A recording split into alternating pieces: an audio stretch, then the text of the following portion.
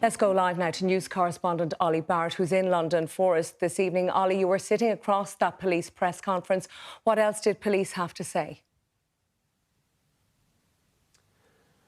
That's right. It was a very short statement, actually, from police confirming the news that the body that had been found was indeed that of Nicola Bulley. We heard from Chief Constable Peter Lawson, Assistant Chief Constable Peter Lawson, who described having informed the family, who he says are devastated. He said that he hoped it provides some answers for Nicola's loved ones, and insisting that the family are foremost in the police's thoughts at the moment. He described it as a hugely complex and a highly emotional case. We also then had a statement from Nicola Bulley's family, which was read out by police, and that was full of praise for Nicola Bulley, paying tribute to her, but recognising what the family describes as our worst fears today.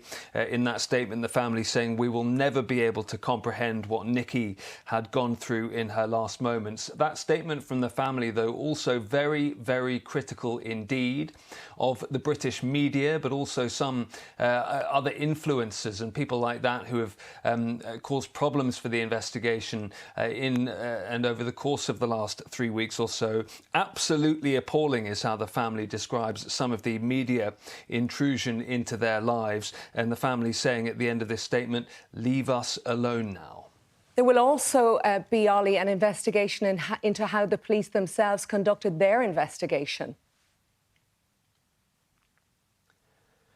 There absolutely will. The police have already referred themselves to the Police Complaints Commission about the fact that a welfare visit was made to Nicola Bulley's family back in January and the circumstances around that. But all sorts of questions remain about that investigation. Of course, police said very early on that their so-called working hypothesis was that Nicola Bulley had fallen into the river. And now that her body has been found, 3 weeks later, very close to where she disappeared, there will be lots of questions about the search that has been taking place in the intervening period, but lots of questions also about how police communicated with the media and through the media and to the public. All sorts of questions have been raised as high as the Prime Minister Rishi Sunak and the Home Secretary Suella Braverman about that episode when police released some personal information about Nicola Bulley, talking about her issues with alcohol and talking about some of her struggles with the effects of the menopause. Sharp criticism